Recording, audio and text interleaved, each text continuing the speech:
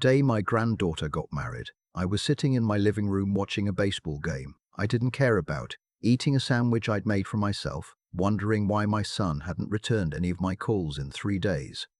I didn't know yet, that's the part that still gets me even now. I had no idea.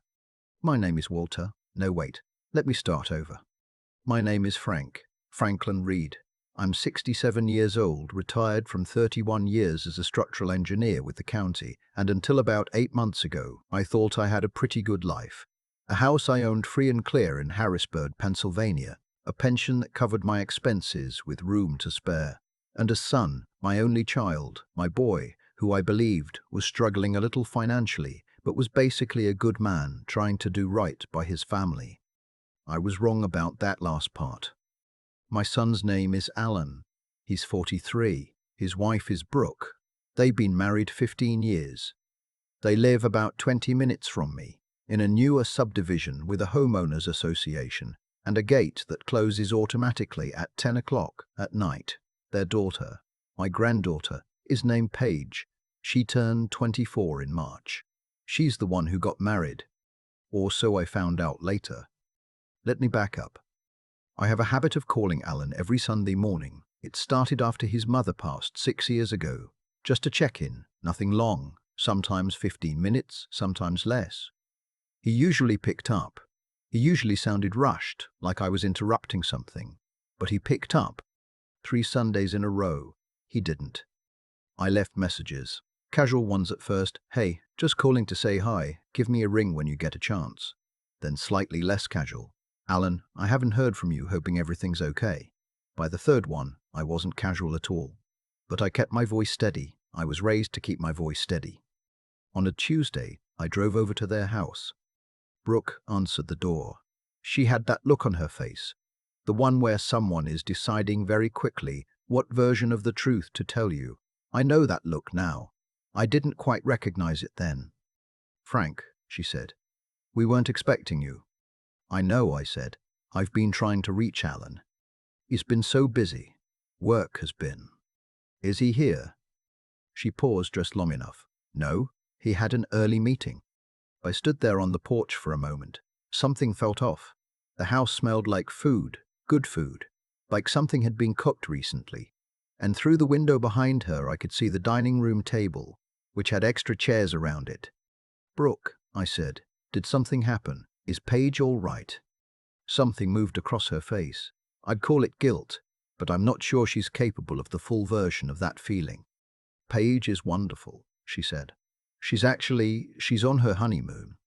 I heard the words. I just couldn't make them fit together in any sensible order. Her honeymoon, I said. Yes. Brooke shifted her weight. She and Christian got married last Saturday. It was a small ceremony, very intimate. They wanted something low-key. I didn't say anything for a long moment. My granddaughter got married last Saturday, my only grandchild, the little girl I used to take to Phillies games in the summer, who used to fall asleep on my shoulder on the drive home, who called me Pop Pop until she was old enough to feel embarrassed about it, and then called me that anyway because she knew it made me smile. She got married, and I found out on a Tuesday, standing on my daughter-in-law's porch after 3 weeks of ignored phone calls. I see, I said. Frank, it was very last minute. They decided. Was Alan there? Of course. And you? Yes. And no one thought to call me. I didn't say it as a question. Brooke opened her mouth and then closed it again. I told her to let Alan know I'd stopped by. Then I walked back to my car, drove home, and sat in the kitchen for about an hour without turning on any lights. I want to be honest about how I felt in that moment, because I think it matters. It wasn't rage. It wasn't even full-blown hurt yet. It was more like the sensation of a step that wasn't there. That lurch in your stomach when your foot goes down, and the floor is 6 inches lower than you expected. Just that. Just the wrongness of it. Alan called that evening. He sounded defensive before he'd said 10 words. I know Brooke told you about Paige, he said, and I know you're upset. I'm not upset, I said. I'm confused. It was a very small wedding. They didn't want a big production. Alan, I'm her grandfather. I'm not a big production. And one person, Dad. Was I intentionally not invited? Silence. Then it wasn't like that. Then tell me what it was like. He didn't answer that. Instead, he started talking about how Paige and Christian had wanted something intimate, how they'd only had immediate family, how it wasn't personal. I let him talk. I've learned over the years that when someone is explaining something they did wrong, if you stay quiet long enough, they'll eventually tell you the truth by accident. He didn't, not that night. But he said one thing that snagged in my mind and stayed there. It's just been a really complicated few months, he said. Financially and everything. We've been dealing with a lot. Financially, I repeated. Nothing you need to worry about. I let it go. For the moment. Here's what I knew about Alan's finances, or thought I knew. He worked in commercial real estate. He'd done well in his 30s, bought the house in the subdivision, nice cars. Brooke stayed home. But he'd had some bad deals in the last few years. He'd mentioned it vaguely. I'd loaned him money twice, once $40,000 4 years ago, once $22,000 18 months ago, both times with a handshake and a piece of paper I'd typed up myself that said he'd pay me back within 3 years. Neither loan had been repaid. I hadn't pressed. He was my son. That was my first mistake. Not the only one, but the first one. About a week after I showed up on Brooke's doorstep, I got a call from a number I didn't recognize. It was Paige. She was calling from her phone, which I didn't have the new number for, apparently, because at some point it had changed and no one had told me. "Pop, pop," she said, and I could hear it in her voice, that she'd been crying, or was about to, or both. "Hi, sweetheart," I said. "Congratulations on your wedding." "I am so sorry," she said. "I didn't know you weren't invited until after. I swear to you, I thought Dad had called you. I thought you knew and just couldn't make it." I believed her. I still believe her. Paige is not her parents. We talked for almost an hour. She told me about Christian, a good man, a physical therapist, steady job, genuinely seemed to make her happy. She told me about the ceremony, a small venue outside Lancaster, 40 guests, simple and beautiful. She cried twice. I held myself together mostly, though at one point I had to walk to the window and look outside for a minute. Before we hung up, she said something. "Pop, Pop, I need to ask you something, and I need you to be honest with me." "Always," I said. "Did you ever set up a trust for me, like for my education or anything?" I paused. "No, why?" "Because Dad told me, a while ago when I was in college, that you put money aside for me, and I never knew the details. But Christian's parents were asking about finances, and I mentioned it, and Christian thought I should just double-check." I set the phone down on the table for a second.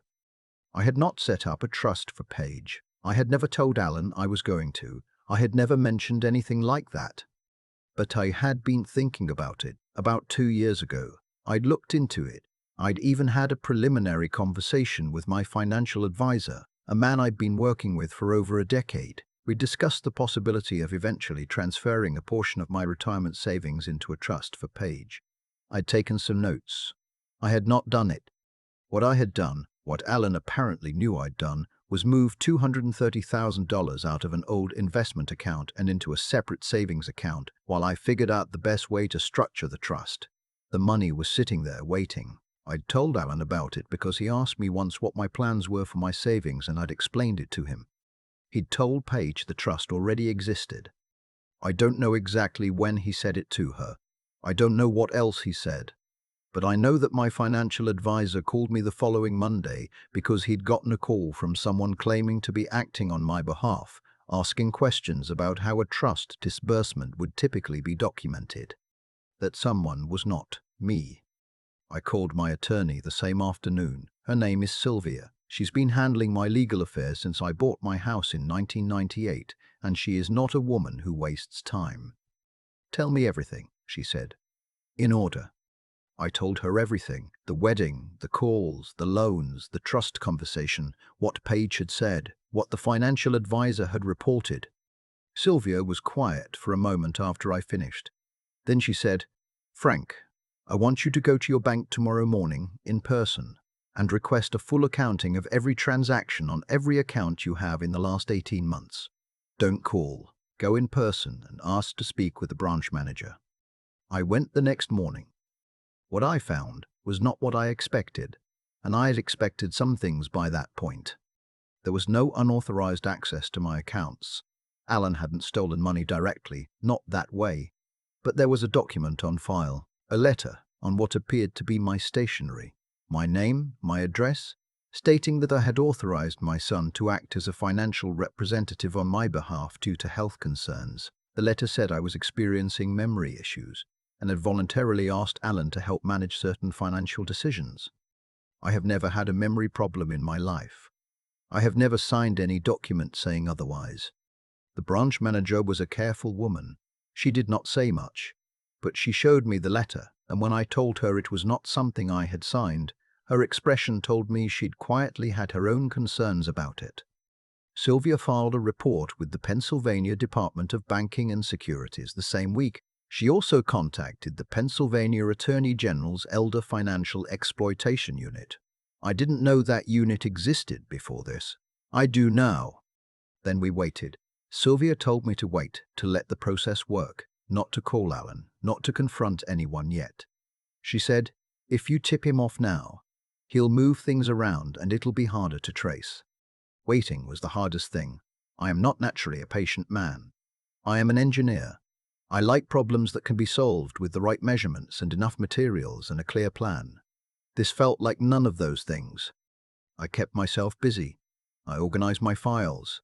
I had long phone calls with Paige, who knew something was happening, but not the full scope. I took walks.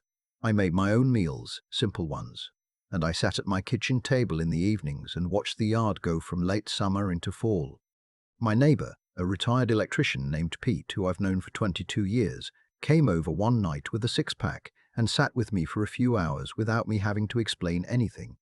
I am grateful for that. 6 weeks after I walked into that bank, Sylvia called me with a full picture. Alan had not stolen from my accounts directly. What he had done was subtler and, according to Sylvia, not uncommon in elder financial exploitation cases. He had been making representations to Paige, to at least 2 other people, possibly to a financial institution I didn't use, that a trust existed and that he had administrative access to it.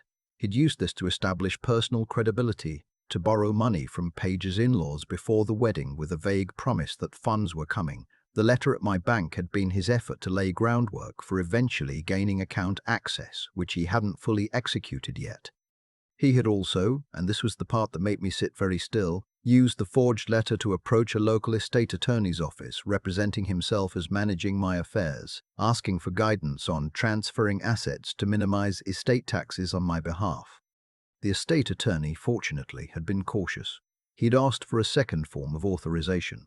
Alan hadn't provided it, and the conversation had ended there. Sylvia also told me about the loans. I had loaned Alan $62,000 total. I had the handwritten agreements. They had not been repaid.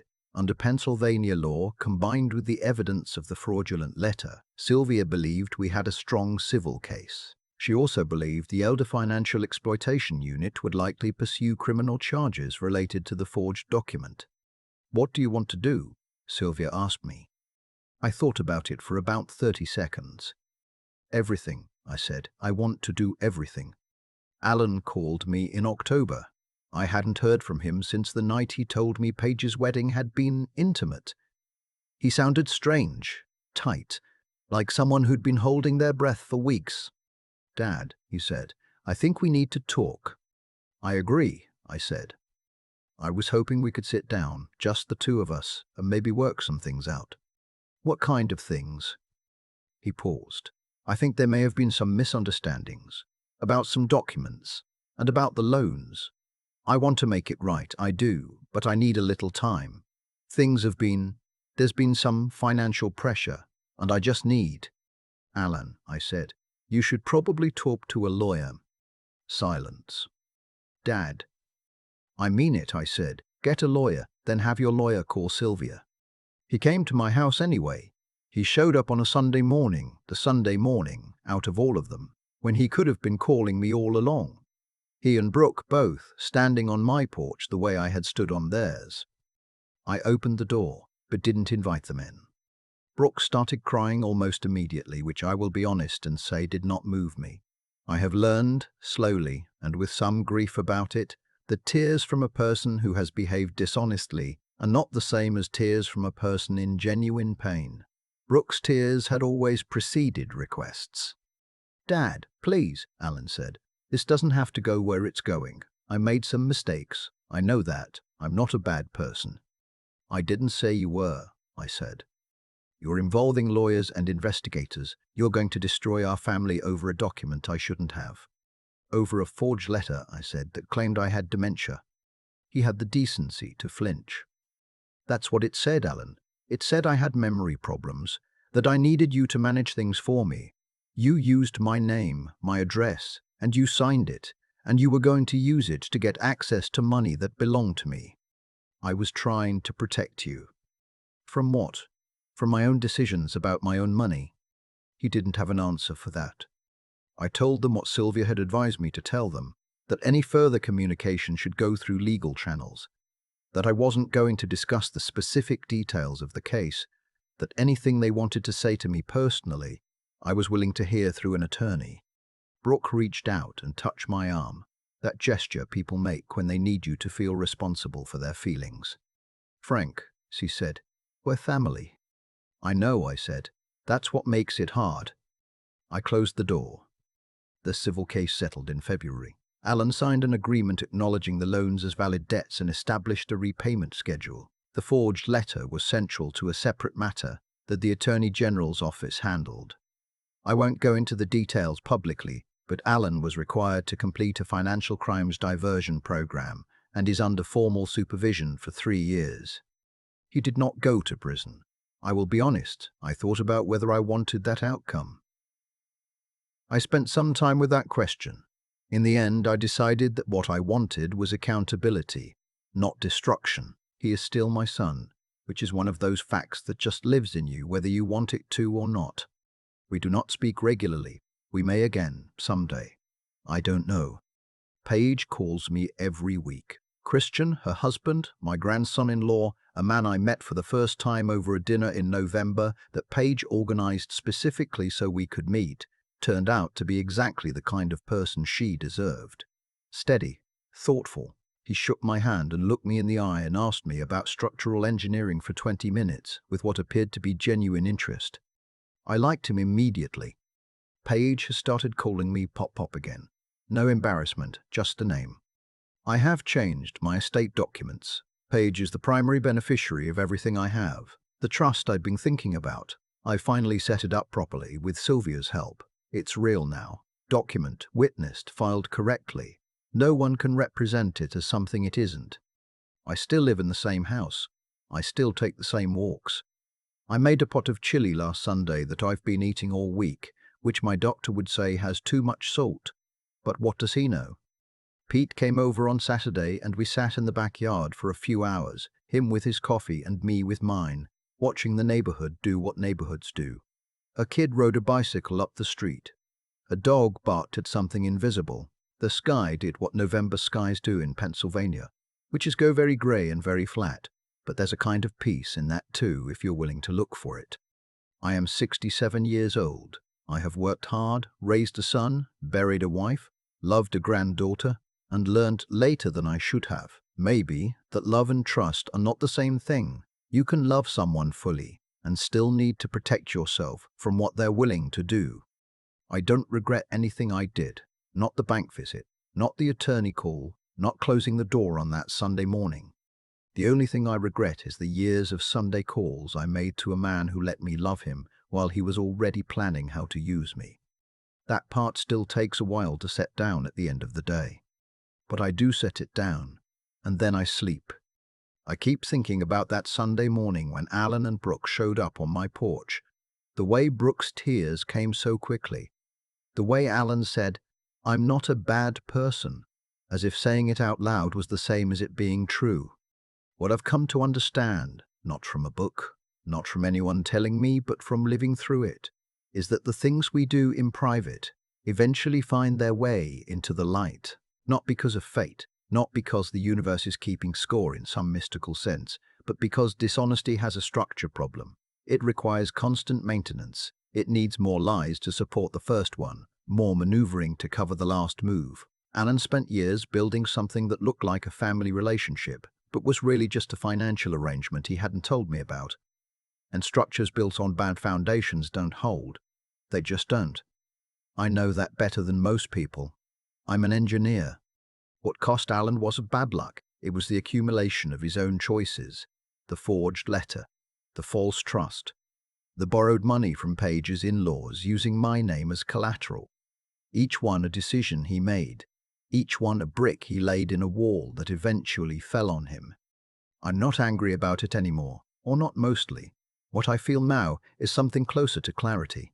For years I told myself that being a good father meant not asking hard questions, that giving Alan money when he needed it was love, that staying quiet about the unpaid loans was grace.